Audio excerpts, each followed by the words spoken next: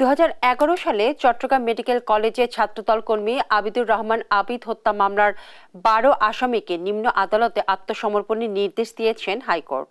মঙ্গলবার বিচারপতি জাকির হোসেনের নেতৃত্বাধীন হাইকোর্টের একটি দ্বৈত বেঞ্চ এই আদেশ দেন। 2011 সালে 19 অক্টোবর 3 দফা পিটুনি দিয়ে আবিদকে বাসায় পাঠিয়ে দেওয়া হয়।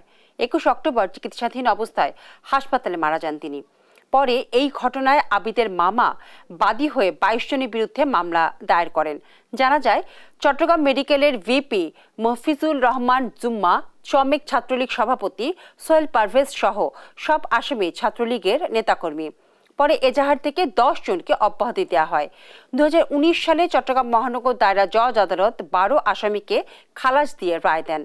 4 বছর মামলাটি সচল করার পর হাইকোর্টে আবেদন করে আবিদের মামা মামলার বাদী নিয়ামতুল্লাহ। আবেদনের উপর শুনানি করে 12 আসামিকে বিচারিক আদালতে আত্মসমর্পণ করার নির্দেশ দেন হাইকোর্ট।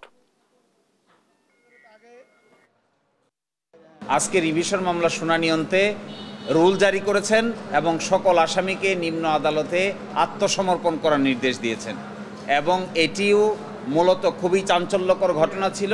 11 সালে 19 অক্টোবর আমার ভাইকে মেডিকেল কলেজে পিটিয়ে তাকে মুমূর্ষু অবস্থায় ফেলে রাখা হয়। কর্তব্যরত ডাক্তার তাকে মেডিকেলের ছাত্র হিসেবে আইডেন্টিফাই করে, তখন তাকে তড়িঘড়ি করে মেডিকেলে আইসিইউতে ভর্তি করা হয়। চিকিৎসাধীন অবস্থায় 21 অক্টোবর আমার ভাই শেষ নিঃশ্বাস ত্যাগ হয় চট্টগ্রাম মেডিকেলে।